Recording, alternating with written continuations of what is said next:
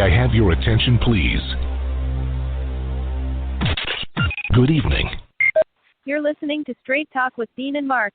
We thank you for tuning in and hope you enjoy another exciting episode of our show.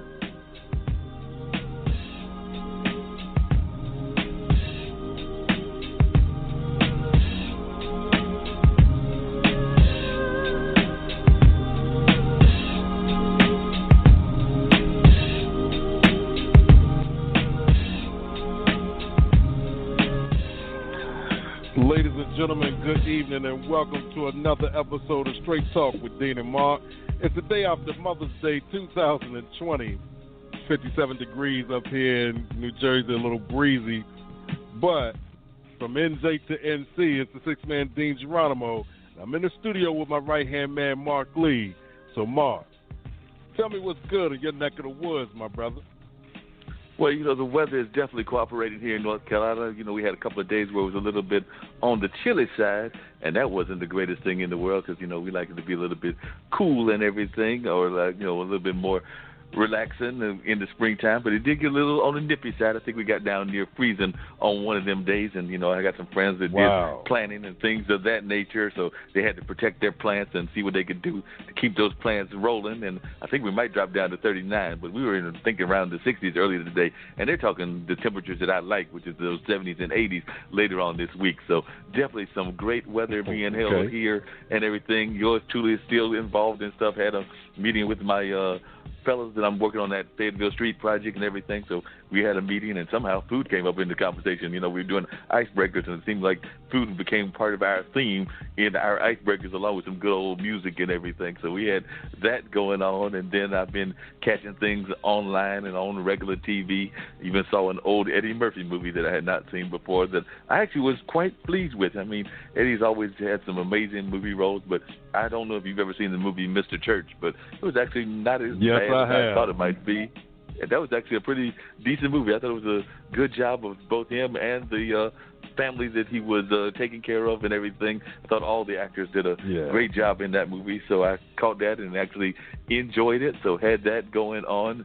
And then, there's, of course, with what's going on in the world, we must also let folks know that there's been some sad news in the world as well. We have lost some great legends. I don't know that there were any of them that I have been confirmed that they were COVID-related, but there are definitely some powerful legends that have been lost and everything. People like Little Richard, who is definitely a pioneer in the field of rock music and soul and all of that. Betty Wright as well. Betty Wright has passed away. And then we also had Roy, and Roy.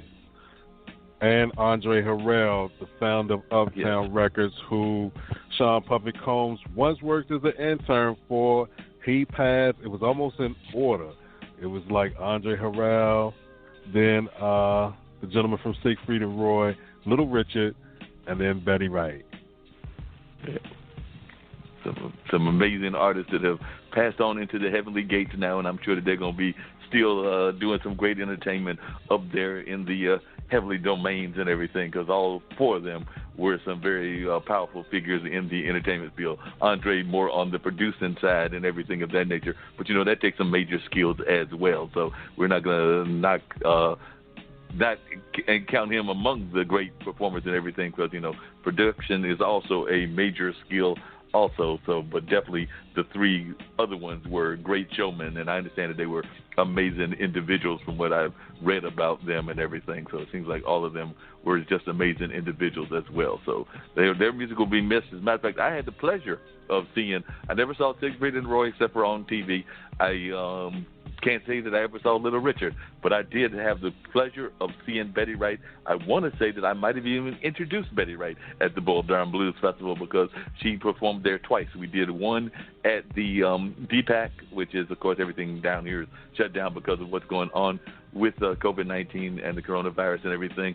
But she did perform at the DPAC, and then she also performed one time, I believe, at the Old Ballpark, which is where most people know the Bull Durham Blues Festival as being kind of like the premier site that people really enjoyed it being at. So I had the pleasure of memory is serving me correctly, of seeing her not once but twice. And I can tell you she gave it a great show and definitely was a powerful show as well. So, like I said, definitely a true legend that will be missed here on this earthly plane and everything. So, but her music's going to live on. I mean, think of all them great songs that she performed in, some amazing songs, and that music is going to be out there being performed, both as covers, but also folks will dig up old tapes and old performances of hers, and we'll see her in those kind of performances as well. The music will definitely live on, I will argue, for decades, if not centuries. So she had that kind of impact. And Little Richard had such a powerful impact. I was reading a quote about Little Richard, which I had not really thought about, but it seems that Little Richard, part of the reason of his dressing flamboyantly in the 50s was he had a quote, I think it was a friend of mine or acquaintance posted it on Twitter, that in some interview he said that part of the reason of him doing that was that it was his way of defusing the white citizens in the South, because they were afraid that somebody like him might wind up going up there and taking their women. So that was his way of diffusing that situation, was to dress flamboyantly, and that was a method that he used in order to get past them and everything. So I thought that was interesting that, you know, in the 50s when he was coming out and everything, part of his dressing up was to, like, look, I'm not a threat to y'all and everything, because this is what I'm doing. Interesting, right? It's always more than one way to skin a cat, like the older folks said. Always. More than one way to skin a cat, and sometimes you just got to do what you got to do in order to survive and everything. And I did notice that today we saw that, you know, certain people do not want to wear masks. They say that it does not make them look attractive. I did not know that they was part of their job was to look attractive or anything. I thought it was to be running a country, but they apparently they have made the statement that they did not want to wear the mask because they did not like the way that it made them look. So I didn't know that that was part of the requirements of that particular job, but apparently in their Hollywood mindset, they thought that it was. So that's part of the reason. And now it's hitting them directly, because I think there's like either 2 or 3 members that are within the White House administration that are under various forms of quarantine because they have come down either with the virus itself or they were around people with the virus. So, but they don't even want to be putting themselves in quarantine either. So some of these things that are coming from leadership or what they consider themselves to be leaders, I'm kind of wondering what kind of leadership this is. You know what? It's amazing how the ugly folks worried about how they look. You know, and now you got it running around over there at 1600 Pennsylvania Avenue. And you, okay, it's fine. I'll shut up. Never mind. I'm not even going, you know what? Stupid is and stupid does, like my man Forrest Gump said, you know. So, you know, exactly. Wear your mask. It's okay. Dr. Fauci told y'all what was going to happen. You know, y'all want to just disregard what he has to say. I guess y'all got all, like what the old people say, I guess you got all the sense, right? So since you have all the sense, while we wear our masks, y'all go ahead and then we'll see what happens as it progresses, because you're going to show it to us firsthand since you know everything. Or don't know everything, as the case may be. So some people think they know everything, but we're finding more and more that they know less and less. That's true. That's very true. You know, just not that smart. Not as smart as some give them credit for anyway. Yeah, exactly. We got 2 at the door, bruh, and I don't know who's who. You know what I mean? Well, so I think my 919 number may be our indoor football guy, so I definitely want to bring him in at some point. But let's grab the 510 number first, because that might be my guy from Mindful, Texas, and I'm also expecting a gentleman to call us who's going to talk about that person at Pennsylvania Avenue. But the 510 might be my person out of California. So let's grab the Californian and see if that's who that is, and then we'll probably come up and see if that other one is Mr. Holliday, and I'm expecting some other people to call as well. Who do we have on the line with us here? Hey, this is Mark Montalban with Mindful Text.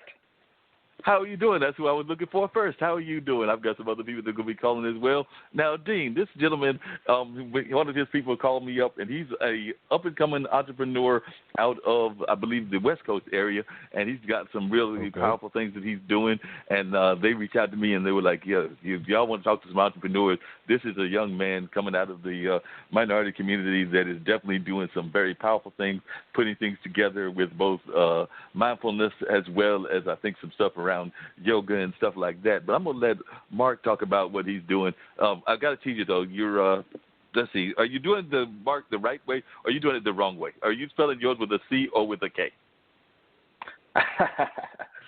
With a K.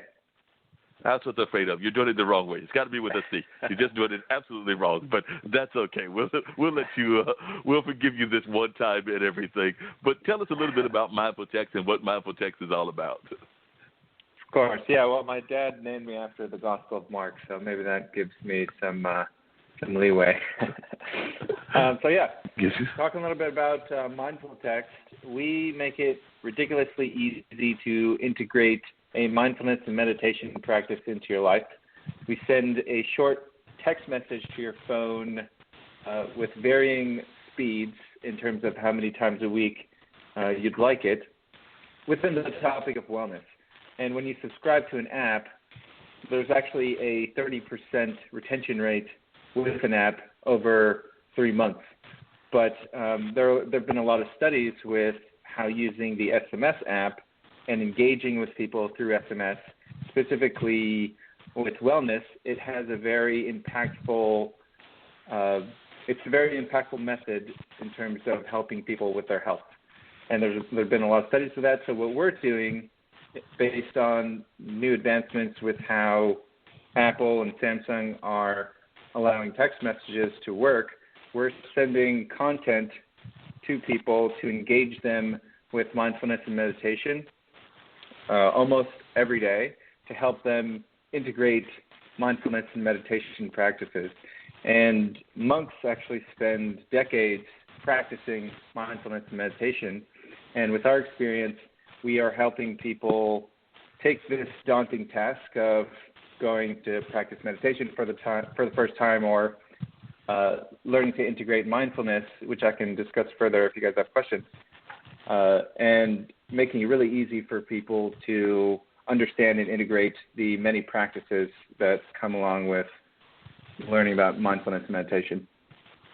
Cool. And what I'm finding, and I definitely want to learn more about it, and I've got some other people that will be joining our conversation talking about all kinds of things during the course of our 2-hour podcast and everything. But one of the things that I'm really interested in is that we're seeing more and more people that are dealing with mindfulness because of what's going on in the world. It doesn't matter whether they're in the West Coast like you are, whether they're here in the East Coast where me and Dean are. I'm here in North Carolina. He's, of course, up there in the New Jersey area. But we're trying to just people in general, because of what's going on in the world, are finding that this is a time to do a lot of self-reflection because, you know, you've got a lot of time on your hands. You're probably doing your work from home. Your kids, if you got kids, are doing their schooling from home. And a lot of times we're also just trying to figure out what the heck's going on with the world in general because, you know, the virus came out of nowhere, has disrupted all kinds of things in our life and everything, and has, you know, threatened the lives and actually even taken the lives of a lot of folks. So I'm just finding that a lot of people are reflecting on what they should do with their lives now because of the impact of this pandemic. So I'm imagining that you're probably seeing a bump in your business because of what's going on in the world as more and more people are thinking about mindful techniques, whether that's yoga, whether that's meditation, whether that's whatever. So are you seeing that kind of impact with people?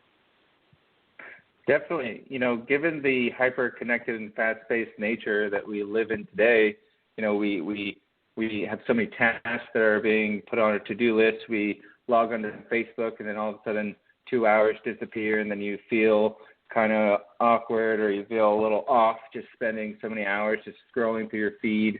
You know, people are becoming aware of how technology is impacting their well-being. And now, since we have so much time to not be in traffic and think about our lives and where we want to go, mindfulness is definitely on top of people's minds. We're mindful about what we touch. We're mindful about who we're meeting. We're mindful about, you know, the news. The news these days is just so negative, right, and so all over the place. So mindfulness is definitely helping people open up to that side of themselves that has not been so accessible because of the prior fast-paced life before the pandemic.